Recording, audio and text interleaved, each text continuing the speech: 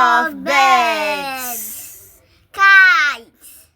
Egbe, egbe. Hawk. Agụnkwọ, agụnkwọ. Stork. Okpoko, okpoko. Egret. Chakeleke, chakeleke. Parrot. Ichok, ichok.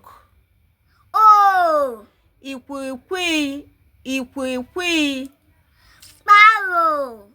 Nza, nza. Eagle. Ugo, ugo. Pigeon. Nduri ma ọ bụ nduli. Dove. Ndo, ndo. Bird. Nnụnụ, nnụnụ.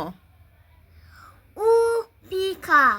Ọtụrụkpọkpọ, ọtụrụkpọkpọ.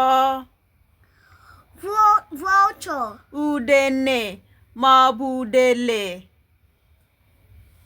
Please subscribe to our YouTube channel.